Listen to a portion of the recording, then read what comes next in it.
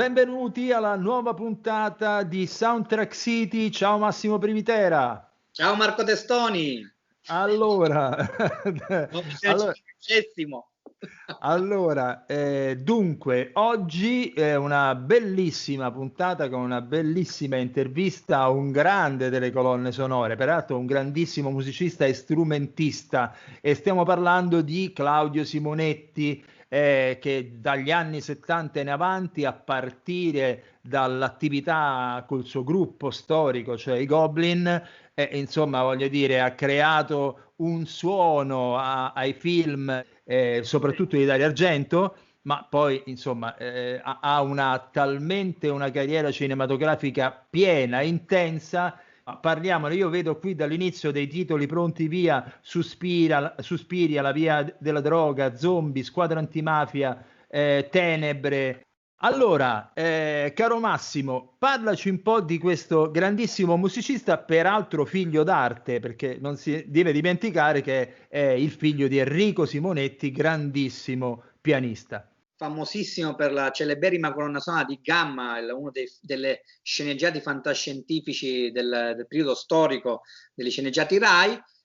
Comunque Claudio nasce a San Paolo del Brasile nel 1952, il 19 febbraio, e da lì in poi, con questa passione per la musica dei gruppi indipendenti, gruppi alternativi inglesi, lui fonda andando a vivere a Londra, e seguendo un po' le orme anche musicali del padre, che l'aveva portato in tour, aveva fatto tantissimi spettacoli teatrali, televisivi, showman, come dicevamo. Intraprende questa carriera di leader di gruppi band, anche di cover band, di gruppi comunque che si rifacevano alle sonorità inglesi del periodo, ovviamente Beatles, poi Rolling Stones, ma tantissimi altri.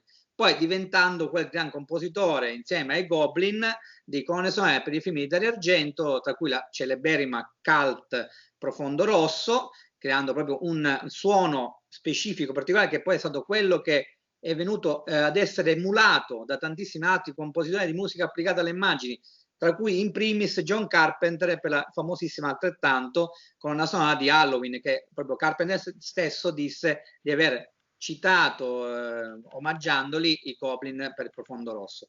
Ovviamente una carriera sterminata, varie vittorie, tante nomination e frequentazioni di registi sia con i Goblin che anche in solitaria, tra cui i titoli che tu hai citato, polizieschi, anzi poliziotteschi come venivano chiamati negli anni 70, film di fantascienza, horror, per lo più quelli, ma poi anche commedie, frequentate un po' meno nella filmografia sia dei Goblin che di Simonetti, ma comunque tantissimi autori e tantissimi generi. Ovviamente quelle colonne sonore che rimangono più impresse nella filmografia di Claudio Simonetti, oltre al famoso brano cantato, anzi parlato da Claudio Cecchetto, che è il Gioca Jouet, si deve ballare così in allegria, e sono state tutte le colonne sonore che Simonetti ha scritto anche in solitaria, come dicevamo, per Dario Argento. Quindi Fenomena, Opera, Il Cartaio, poi sempre La Terza Madre, sempre sperimentando e sempre innovandosi con quel gusto per la musica prog, per la musica elettronica, che un po' gli era stata affibbiata nel tempo da tanti critici, da tanti esperti cinemusicali. Poi è un grande appassionato di musica, un grande collezionista, è diventato con la sua Deep Red, neanche a farla apposta, etichetta da lui fondata, produttore e distributore delle sue nuove colonne sonore e dei suoi nuovi album extra cinematici, ma anche con veri best reinterpretati di famose colonne sonore della sua carriera. Va bene, insomma, un personaggio assolutamente particolare. Peraltro io ricordo che ultimamente il nostro Renato Marengo mi diceva che ha fatto un concerto in streaming dal suo studio, che è durato non so quanto, 2 ore, ripercorrendo un po' tutte quante i suoi temi principali. Ok, Massimo, bando alle nostre parole, andiamoci a sentire Claudio Simonetti.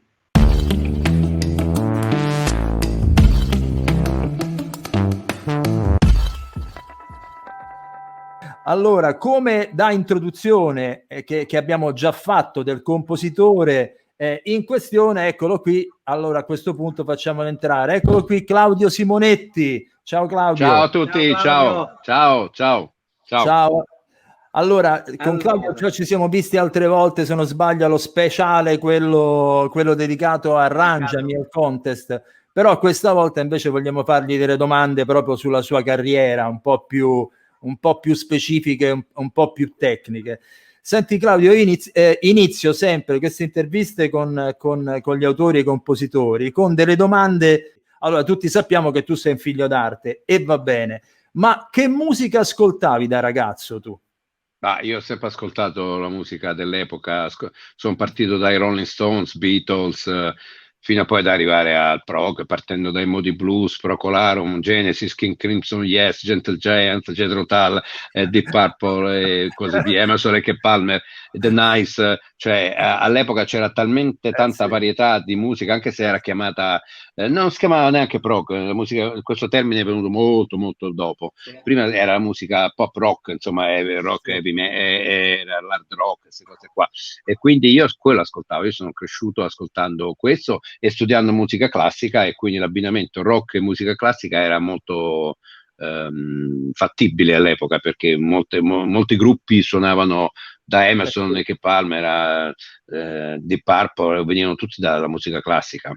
Poi Yes, immagino, io mi ricordo c'era un gruppo olandese che si chiamava Excession, una cosa del genere, che facevano hai nominato uno tra i miei preferiti in assoluto, e c'era uno dei più grandi tastieristi che si chiamava Rick van der Linden, che era l'organista degli Exception, che io ho avuto la fortuna di conoscere al Piper, lo vidi nel 1970-71 e gli strissi pure la mano, mi ricordo, ero un ragazzino, avevo 18-19 anni, fantastico, bravo, hai nominato uno. Tant'è che gli Exception furono un gruppo che fecero il loro primo album, facevano la musica classica risuonata jazz rock. Esattamente. Ecco, gli Exception facevano la musica classica e mi era rimasta talmente tanto impressa questa cosa che mi ha ispirato per fare addirittura il mio album Classics in Rock. Ma con i Cherry Five, che è stato il primo gruppo sì. tuo, ma cosa facevate? Più musica? Noi facciamo, però eravamo la copia spudorata dei Gentle Giant, dei King Crimson, degli Yes. Facevamo il rock come d'altronde lo erano anche il Banco, la Premiata e tutto quanto, perché in realtà anche loro si rifacevano molto al sound inglese di quell'epoca. Fu grazie proprio a Cherry Five che dell'Argento, ascoltandolo, ci chiese di fare poi il Profondo Rosso. Eccolo. Da te, sì. Eccolo qua. Io volevo parlare anche del fatto che tu sei anche l'editore di te stesso con la Deep Red, ovviamente, nomen omen. Sì, certo. Hai fatto per i 45 anni di anniversario dell'uscita del film, questa tua riarrangiamento, riversione cover di tutto l'album originale. Sì, non sono arrangiamenti stravolti, abbiamo risuonato a modo nostro, con le nostre sonorità, esattamente la colonna sonora originale del film, quindi i brani sono rigorosamente uguali a quelli suonati dai Goblin, solo che suonati con un tocco diverso, perché chiaramente c'è un po' più di energia, un po' più di modernità con Federico, Cecilia e Bruno. Quindi abbiamo voluto fare questo omaggio a 45 anni. Tra parentesi è uscito anche il cofanetto, che è bellissimo, quello che hai tu è l'LP normale, c'è un cofanetto che si apre con tutto il teatrino dentro. Mi piace questo ritorno del packaging, voglio dire, deluxe, quello bello consistente. Ma sai, questo dobbiamo ringraziare al vinile, se c'è un grosso ritorno di vendite di dischi. Le vendite dei vinili hanno superato addirittura quelle dei CD, che sono ormai quasi obsoleti. Sì. Ma sempre fai delle edizioni meravigliose, perché ho anche questa che, vabbè, con il CD anche incluso. Che sì, certo. Ma alla cosa che mi ha piaciuto, ma non hai anche il nostro nuovo disco, ce l'hai? Sì, no? sì. No, questo è vecchio. Aspetta. Ce l'ho su CD, ma dovrei... No, aspetta, te lo prendo io che ce l'ho qua. Vedi, cioè scatta l'interrogazione, quella vera. Hai visto? È scappato il compositore durante l'intervista a cercare il suo vinile. No, ma mi hanno dato, anzi me l'ha dato lui, me l'ha regalato il CD, non mi ha regalato il vinile. Comunque, no, guarda, ma le edizioni della Deep Red di Claudio sono spettacolari. Guarda anche questa qua che contiene... Sì, veramente. Sta cercando il vinile. contiene le 3 colonne sonore viniliche di... Ma non è il cofanetto che diceva lui. Non è il cofanetto che... No, il cofanetto dice lui è quello dell'album nuovo, con tutte composizioni nuove, sì, che si chiama, ora ve lo dico, ora, eccolo. Guarda che meraviglia, pesa 2,5 kg, 2 tonnellate. Questo è The Devil is Back. Infatti, che album meraviglioso. Vedere, ecco, c'è questo con ecco, vedi. Cioè, ma vogliamo scherzare proprio? Dai. Ma Claudio mi ha regalato il CD, non mi ha regalato il vinile, quindi va bene, dai. Perché no, sai perché? Perché il vinile non era ancora uscito quando ci siamo visti. Lo so. Questo è stato... Sì, e poi aspetta, poi non solo, abbiamo fatto in contemporanea, abbiamo pubblicato 3 album, uno è Profondo Rosso, questo che tu hai visto, poi The Devil is Back, che è il nostro nuovo album, e poi questo che è una raccolta che si chiama The Very Best Of, con tutte le versioni di Profondo Rosso, Fenomena, Demoni, Cartaio, Madre Lacrimano, Sospiri, Tenebre, Zombie, tutti questi, anche questi risuonati con la mia nuova line-up. Esatto. Infatti, ed sul mio sito. Ed eccolo qua, il cofanetto. Guarda che figata. Oh Madonna, ma c'è... Guarda che meraviglia, guarda. Guarda, è un po' veramente. C'è la bamboletta e poi sotto, se tu lo apri, poi sotto ci sta il poster con il poster originale di Profondo Rosso, quello vero, quello che sembrava Hitchcock. Ai ragazzi giovani che ci ascoltano, ecco, volete mettere il vinile con il file digitale, cioè nel senso... Io ancora ho i piatti, quelli Technics dell'83, tutti e due, quelli dei DJ bellissimi, che ancora fanno oggi e sono una meraviglia, c'ho l'impianto. Io ormai sento solo dischi, ecco. Ma infatti purtroppo, se voi ci fate caso, le macchine nuove che hanno l'autoradio, non c'è più il CD, l'hanno tolto. Ma guarda, l'altro giorno io ho postato sulla mia pagina Facebook un articolo di un giornalista, credo della Repubblica, se non mi ricordo male, non vorrei dire una baggianata, ma che faceva proprio questa considerazione, questa disamina sul fattore che anche se uno volesse ascoltarsi il CD, che io ne ho una marea, ne ho più di 22.000, non te lo proibiscono, compri il nuovo computer, non c'è più... No, non c'è, non c'è più. Sì, no, non c'è. Il CD in macchina, l'autoradio non te lo danno più neanche di default, è tutto già solamente è bello preimpostato, ma senza lettore CD. Ma guarda che se tu oggi vuoi comprare un lettore CD, non esistono più, non li fanno più, devi andare a cercare su Amazon o eBay, ma i negozi non ce l'hanno più. Tra l'altro anche il DVD adesso scomparirà, quindi il discorso è... Purtroppo purtroppo sì. Quindi, infatti, guarda, io sto facendo... Siccome io sono un grande amante del 3D e ho il televisore rigorosamente 3D, che anche quelli non li fanno più adesso, e mi sto comprando tutto quello che è possibile dei DVD 3D, perché tra un po' so che non li faranno più. Che spariscono. Claudio Simonetti è stato uno delle prime persone in Italia a utilizzare sintetizzatori, quindi dall'analogico poi siamo passati al digitale e tutto questo, quindi eccolo lì, appunto. Che meraviglia. Appunto. E altri dietro, potevo immaginare. Ecco, il passaggio al digitale, e quindi che è stato un passaggio epocale, e quindi non solo la possibilità anche di editare i suoni, tagliarli, cucirli, picciarli, strecciarli e via discorrendo. Pensi che abbia dato delle possibilità in più creative o in fondo qualcosa ha tolto? Ma come tutte le cose ha tolto e ha dato, perché allora una volta fare musica era appannaggio dei musicisti, di gente professionista e tutto quanto. Con l'avvento del digitale e delle apparecchiature elettroniche che suonano, fanno tutti i computer, hanno permesso poi a centinaia di persone che non sono così, hanno intasato, hanno cominciato a fare dischi, chiunque si svegliava la mattina, si metteva lì e faceva i dischi più o meno belli, esatto.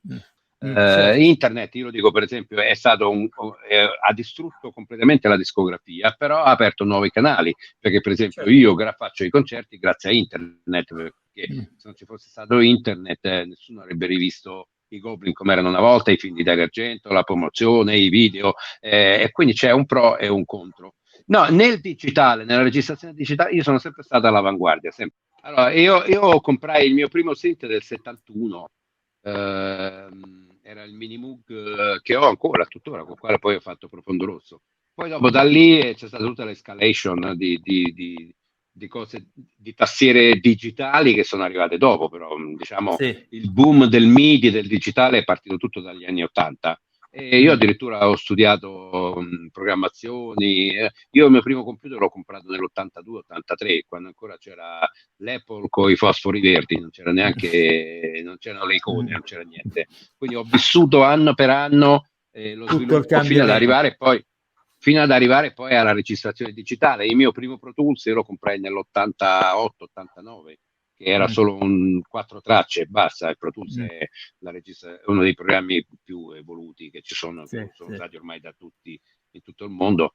E da lì ho scoperto che c'era una grande possibilità di fare editing, di manipolare l'audio, cosa che prima veniva fatto con i nastri, bisognava tagliare, era un casino, insomma. Quindi no, in questo siamo stati molto agevolati con l'avvento del digitale. No? Una volta devi comprare un registratore che costava un sacco di soldi. Io il mio primo studio di registrazione, non ti dico quanti soldi avevo speso per comprare il mixer, i Il 24 piste banco, Studer, certo. il banco, le cose costava tantissimo. Ma anche il fatto stesso che io oggi posso fare una colonna sonora a casa, cioè, ma quando mai? Noi all'epoca dovevamo andare in sala di registrazione con Bixio, che ne sapeva qualche cosa, quanto soldi spendevano, stare in studio col proiezionista che proiettava le immagini dentro lo studio, nel cinema, e noi dovevamo suonare guardando il film, insomma, costava tanto ed era impegnativo e anche poco preciso. Invece oggi col computer mi metto a casa, mi danno il film, io registro tutto, ho tutte le mie tastiere. C'era una cosa che mi diceva mio padre: è vero che chiunque oggi può fare qualsiasi cosa con queste apparecchiature, però mio padre diceva sempre che il pianoforte è uguale per tutti, poi c'è quello Sì. che lo suona bene e quello che lo suona male, e quindi magari lo stesso pianoforte suonato da uno bravo suona divinamente piuttosto che da un altro. Se sei bravo e riesci a fare le cose belle. Se non sei bravo puoi avere pure la tecnologia più bella del mondo, ma brutto è, brutto rimane. Brutto rimane, brutto rimane. Grazie alla tecnologia, eccoci qua tutti e tre che parliamo. Vero, Infatti, vero. E poi, però migliaia di persone in questo momento stanno seguendo e sentendo. Una volta era infatti. impossibile parlare con un artista, oggi lo puoi fare. Magari oggi c'è più concorrenza, c'è più gente anche brava che si mette in discussione. Oggi arrivare al successo è diventata un'impresa quasi impossibile, però purtroppo è un'evoluzione anche questa. L'involuzione è quando a un certo punto non esiste più cultura, non esiste più niente. Invece adesso, anzi, secondo me ce n'è molto di più rispetto a prima, anche se un certo tipo di musica fatta da gente che fa musicista, lì c'è stata un'involuzione, perché sento dei pezzi veramente inascoltabili. Il declino è cominciato tutto dagli anni 90, 2000 in poi, è cominciata proprio, sentiamo, come si dice, la monnezza ormai dappertutto. Ecco, grazie alle tecnologie che hanno aiutato questi a fare i dischi.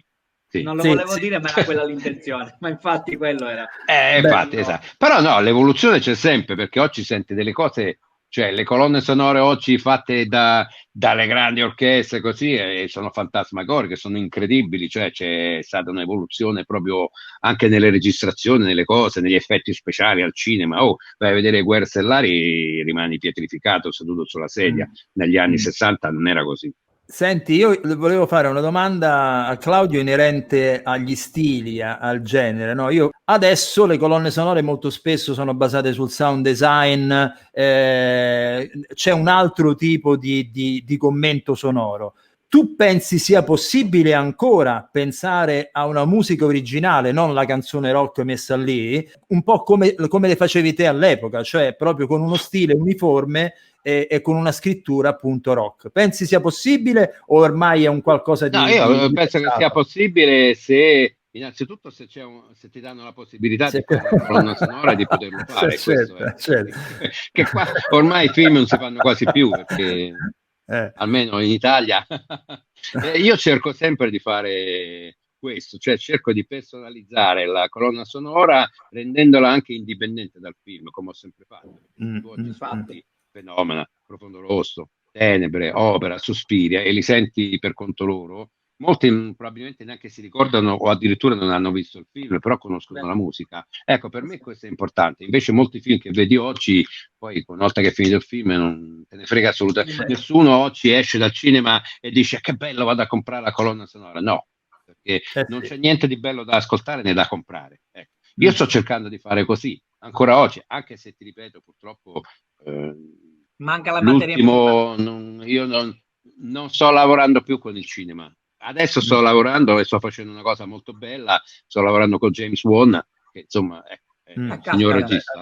Allora così... Aquaman, e quello che ha fatto solo l'enigmista The Conjuring, senza contare Aquaman e Fast and Furious 7. Insomma, lui adesso è tornato a fare questo film horror e io sto collaborando, non sto facendo tutta la colonna sonora, sto lavorando insieme all'altro musicista che si chiama Joseph Bishara, che è molto bravo anche lui, e ci stiamo dividendo i compiti. Io farò una parte, lui ne farà un'altra, perché il bello è che James Wan ama proprio la mia musica e mi ha voluto appunto apposta. Grande. Che idea ti sei fatto su quello che stavi dicendo, appunto, che adesso si esce dal cinema ma non si ricorda più la colonna sonora? Non ti ricordi manco più il film? Non è che ti ricordi la colonna sonora, perché non te ne frega più niente. Guarda, io la sera sto a casa come tutti, no? Metto Netflix, Sky, mi vedo 46 film e poi alla fine non è che ho detto ammazza che capolavoro, no? Sono tutti belli, fatti bene, standard, un po' come la musica da adesso, è tutto piatto, tutto così. Lo sai, secondo me invece non tanto i film, ma secondo me adesso le vere cose belle sono nelle serie televisive, non tanto nei film, perché i film da soli lasciano il tempo che trovano, ma quando tu segui una serie televisiva allora è più facile anche sentire la musica, è più facile seguire e vedere effettivamente. Ma il discorso è quello lì, che c'è troppa roba confezionata bene, infiocchettata benissimo, ma il problema è che manca empatia, mancano gli spazi per dare risalto alla musica ove è possibile, e soprattutto non lo so, c'è una sorta di appiattimento anche da un punto di vista delle trame, dei racconti, c'è tutta una sorta sempre di frit e rifrit. Nelle serie televisive c'è invece ben altro sviluppo. Questa cosa della serie televisiva, per assurdità, succedeva negli anni 70. Se tu 60 e 70, quando facevano La donna di Picchia, facevano Gamma di mio padre, c'erano queste serie Belfagor e c'era sempre il tema principale che Sandokan stesso, no? Diventò famoso grazie alla serie televisiva, e quindi a quell'epoca la serie televisiva faceva vendere il disco della sigla e delle musiche basta che vedi all'epoca c'erano delle serie televisive che avevano delle musiche che vendevano tantissimo, no? Venivano rifatte poi da Fausto Papetti, da tutta questa gente qua. E quindi però la stessa cosa, Fausto Papetti grande, è uno che ha venduto milioni e milioni di dischi, e lui col sax risuonava tutti i grandi successi. E c'era anche Johnny Sante Johnny, no? Ti ricordi? Sante Johnny. Brava, Johnny Sax era l'antagonista era il suo antagonista, Johnny Sax. No, Fausto Papetti li vendeva perché in copertina la copertina donne nude, bellissime donne meravigliose, quindi sempre vedevi questi costumi da bagno, sempre da spiaggia. Sì, è vero. Erano bei tempi, dai. Sì. Senti, ti voglio fare una domanda, visto che poi ho interrotto nuovamente Marco, ma tu da molti anni fai cineconcerti che sono stati gettonatissimi. Io ti ho visto con Zombie, ti ho visto con che cos'era l'altro, Profondo Rosso. Suspiria. Suspiria, portato, anche Tenebre hai portato. Per te cosa significa portare quella musica tua in concerto, ma realizzandola dal vivo sulle immagini? È una bella idea questa. Poi nata per caso, non da me, perché fui contattato nel 2009 dal chitarrista di Subsonica. Organizzava il festival del cinema, Film Festival di Torino, e quindi ci chiamò e mi disse: perché non suonate Profondo Rosso in piazza CLN, la piazza quella vera del film di Profondo Rosso, e io suonai nel 2009 con allora il mio gruppo, che erano i Demonia. E suonai Profondo Rosso per la prima volta in piazza CLN con questo maxi schermo, una cosa che non dimenticherò mai. Sai che vuol dire vedere 10.000 persone sedute per terra che guardavano il film?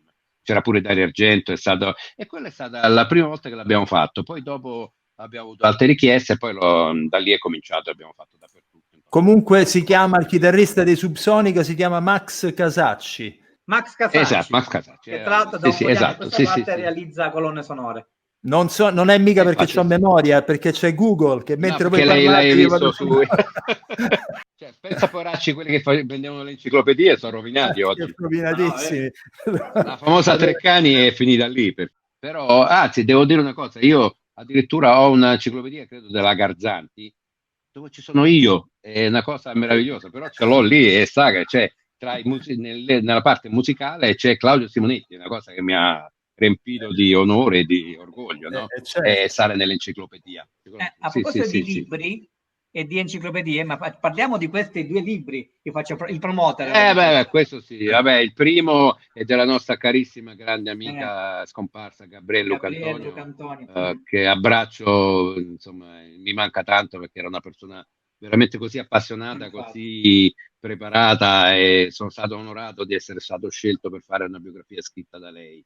Però il Profondo Rock era un'enciclopedia scritta da una terza persona che parlava di me. Invece quell'altra, questa Ragazzo d'Argento, è un libro che ho scritto io in prima persona insieme a Giovanni Rossi, in cui parlo io di me e di tutto quello che io ho vissuto e passato, parlando anche delle epoche storiche. Non è un libro che parla solo di me, è un libro che parla anche di come si viveva negli anni 60, 70, e com'era tutta la musica rapportata anche alla politica dell'epoca, vista dal mio punto di vista, chiaramente.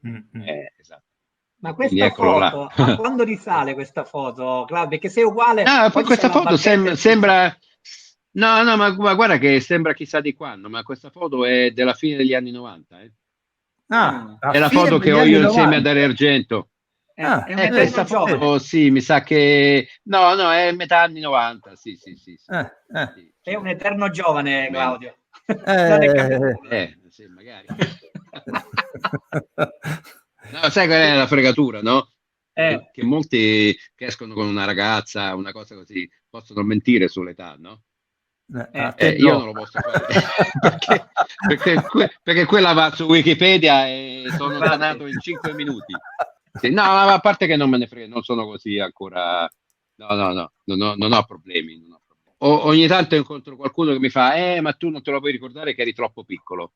E poi vado a parlare e mi accorgo che sono molto più grande io di quello che me l'ha detto. Sì, e che ci rimangono malissimo. È bellissima sta cosa. No, ma sai che c'è?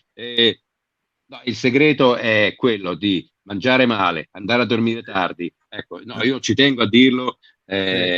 L'unica cosa, io non fumo e sinceramente non ho mai fatto uso di droghe, e quindi altrimenti non sarei arrivato vivo e vegeto fino adesso qua. Però per il resto, insomma, non è che io si vada in palestra o stia attento agli orari, a fare una vita. No, io faccio una vita anzi piuttosto sedentaria, quindi, e infatti come le tartarughe vivono 100 anni non facendo niente. Comunque il non fumare aiuta parecchio, se non hai mai fumato sta cosa. No, io ho smesso anche perché io ho perso mio padre purtroppo a 54 anni per colpa del fumo. Fumava tantissimo mio padre, troppo, e io ho smesso nell'83, ormai sono 37 anni che non fumo più. Pensa. Senti, che io rimango colpito da questo fatto. Tuo padre aveva 54 anni, proprio proprio è morto giovane nel 78, poverino. Sì.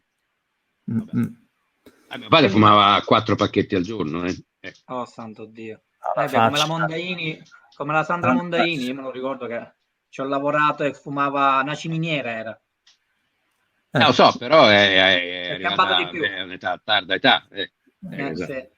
Senti, ma cosa ti è rimasto di tuo papà?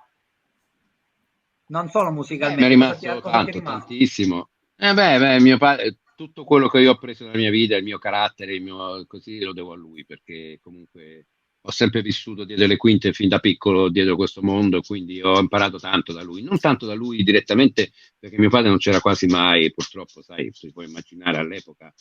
All'epoca mio padre partiva, se ne andava in tournée, faceva le cose, non lo vedevo per mesi, non c'erano neanche i cellulari, non potevi, ti doveva chiamare lui ogni tanto, e quindi mio padre l'ho vissuto purtroppo non tantissimo, però quel poco che ho vissuto con mio padre mi è servito per imparare tante cose da lui, come comportarsi in modo e poi mi ha trasmesso la sua musicalità, e quello fa parte del DNA ricevuto da lui. Ti pare niente? Però mio padre però però mio padre era veramente un grande, veramente, insomma, mi piacerebbe aver avuto la sua cultura musicale. Non per carità, mio padre era veramente un talento fuori classe. Mio padre era l'unico capace di raccontare, parlare mentre suonava. Io non sarei mai Sì, fare una cosa così. lo ricordo quel fatto lì, ricordo, quel fatto sì. che era un Visto. crooner del pianoforte in qualche modo. Questa sua abilità è vero Certo, come no, certo. che mica di tutti. Mio padre poi era un grandissimo intrattenitore. Mio padre non solo faceva musicista, presentava, faceva i programmi con Mina, faceva sketch, faceva di tutto e di più.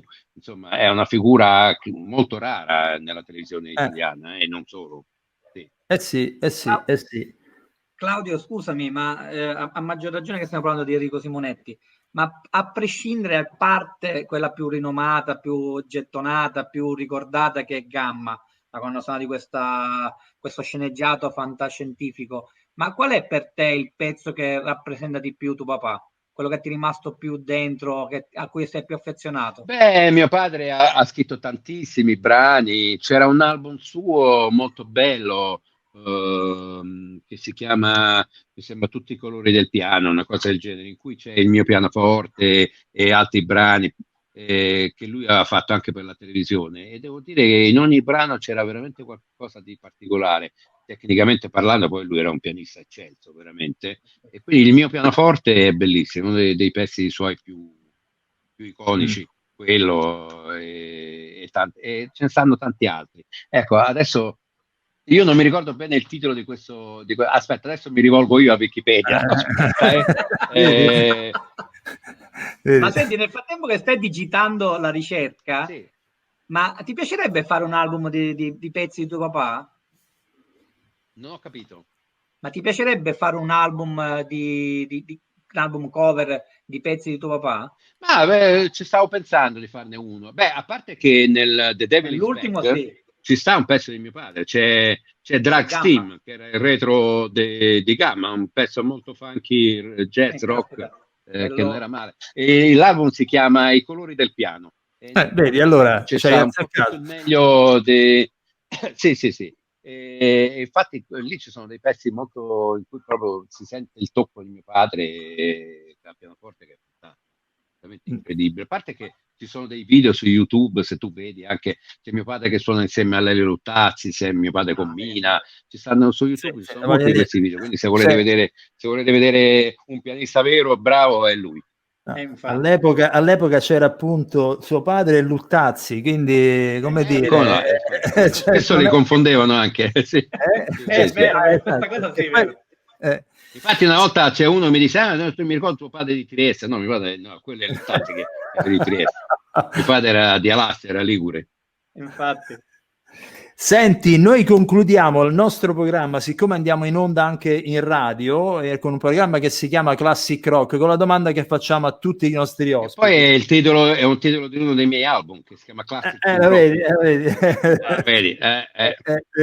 Allora, la domanda è questa: nell'ambito delle movie song, cioè delle canzoni legate a un film, non necessariamente tue, no? Io parlo di canzoni di film, qual è quella che ti è rimasta maggiormente impressa nella tua memoria? Devo essere sincero, io non seguivo molto il cinema fino a che non ho lavorato con i film di Dario Argento, così conoscevo alcune colonne sonore che rimanevano impresse, però non è che io fossi però oggi, se dovessi ricordarmi di quelle che hanno fatto la storia, ce ne stanno tante, dal Dottor Zivago a Moon River, di Mancini, che ne so, a parte tutte le colonne sonore di Bernard Herrmann, che non erano canzoni. Tommy, Hair, quei musical. Quelle sì e no, li seguivo, sì e no, non è che piuttosto mi piaceva di più West Side Story, che però è diventato un film poi, perché nasceva come